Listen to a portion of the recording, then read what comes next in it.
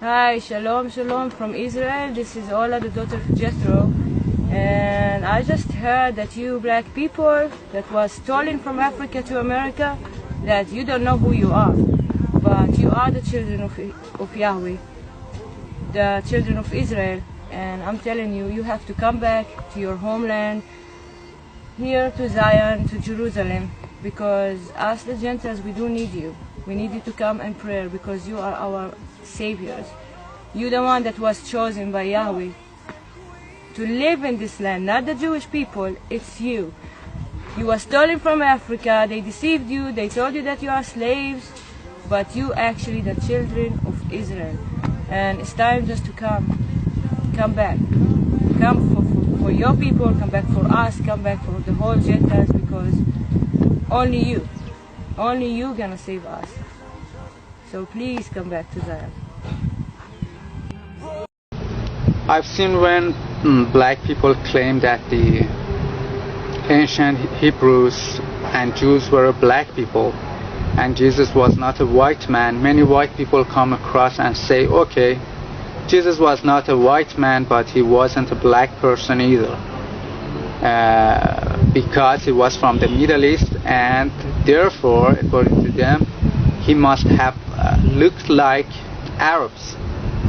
But this is a fallacy. Just because the modern population of a region looks like X doesn't mean that the ancient inhabitants of that region looked also like X. For example, look at Australia. Are white Australians descended from the ancient Aborigines? Or are white Mexicans descended from the ancient Mayans? Of course not. The Middle East is the most melting pot region of the world. There are black, white, brown, Indian looking and Mongoloid looking people in this region, all of whom claim to be native and indigenous to this region. And for example, in Arabs, there are black, white, and mixed, the so-called brown Arabs, all of whom claim to be the real Arabs. But which of them is the real Arab? The black one, the white one, or the brown one? The same goes for Iran. There are many different ethnic groups in Iran. There are Mongoloid-looking Turkmens, there are Indian-looking Baluch, there are native blacks, there are white-looking Turks, there are mixed-looking Kurds and Lurs. Which of them is the true Iranian? And unlike what the believers of the Indo-European hoax claim, the white-looking people in this region are not descended from the ancient mythical Indo-Europeans. These people are mostly Turks or descended from Turks. For example, here in Iran, up to 40% of people are Turks, and I don't know how many of them are descended from Turks, meaning are related to Turks.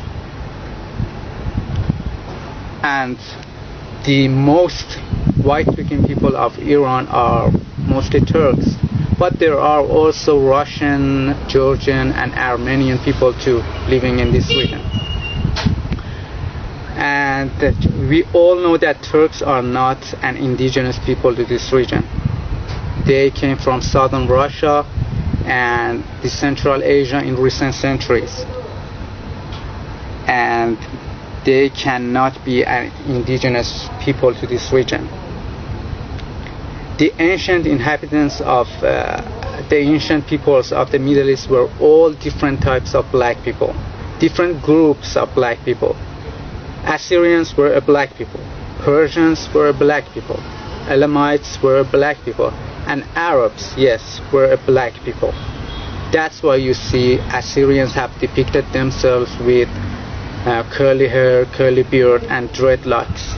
That's why you see Persians have depicted themselves with curly hair and curly beard.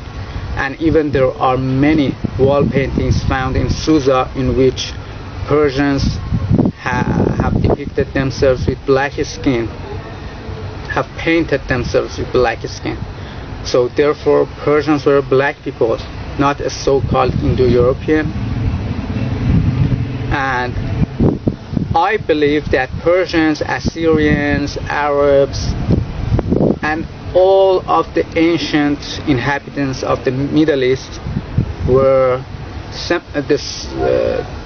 an Ethiopian type of people, the so-called Semites, an Ethiopian type of people. People like the Somalis, like Ethiopians, like Eritreans, like Djiboutis, like dark-skinned Yemenis. You know, they weren't a white people. Why? Because the temperature here in this city goes up to 50 degrees Celsius in summers with a high intensity and a UV index of 12. White people cannot endure this heat. They cannot tolerate this heat. So they cannot be indigenous to this region. Because we semi-white looking people cannot stand this heat. We cannot go outside too much in summers. But how can white people be indigenous to this region? And I don't say this because I'm racist. As you can see, I'm not a black person, and I look mostly like whites than blacks. I just want to tell the truth that the ancient inhabitants of these regions, from Babylonians, Assyrians, Elamite, Persians, Jews, were all black. Deuteronomy 28, verse 68. The Lord will bring you back to Egypt in ships. By the way about which I spoke to you, you will never see it again. And there you will offer yourselves for sale to your enemies as male and female slaves, but there will be no buyer.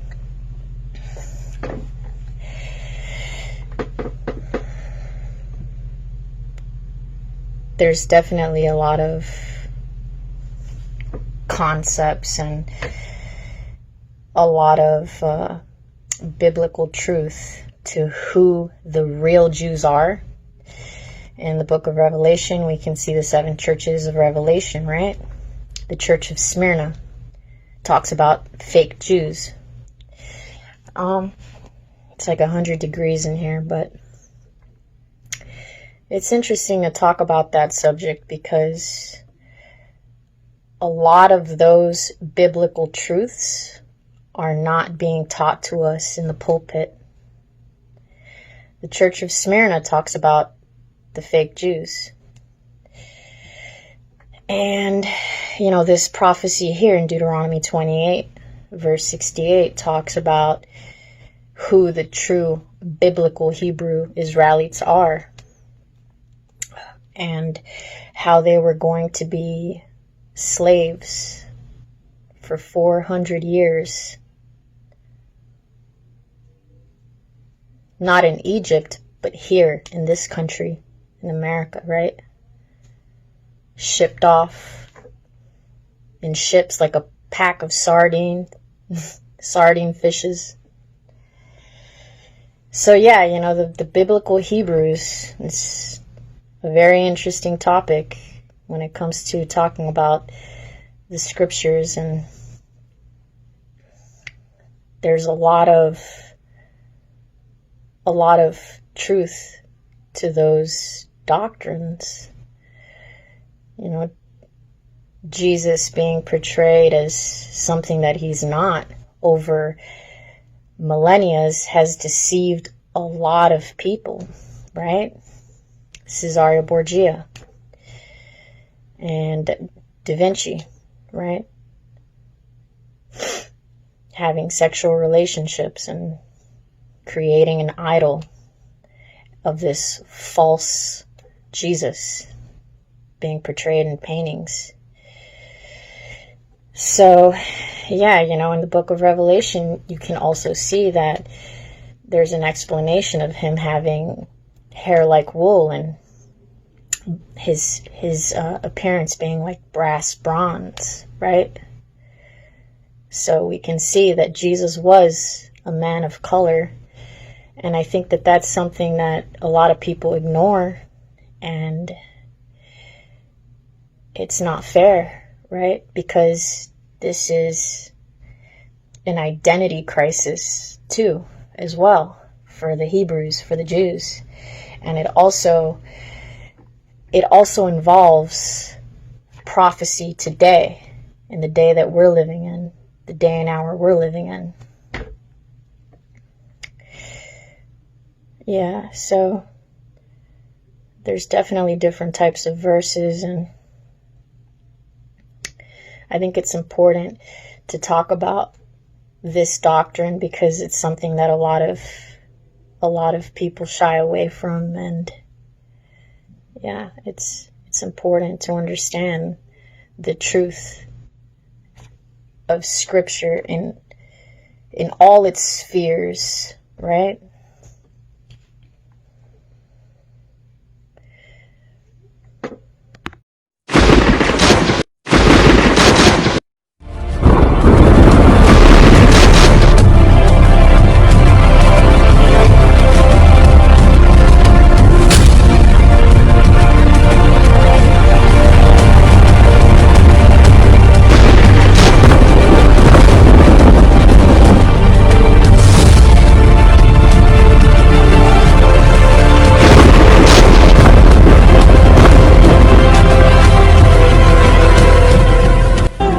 Redeemer will come to Zion, and to those who turn from transgression in Jacob.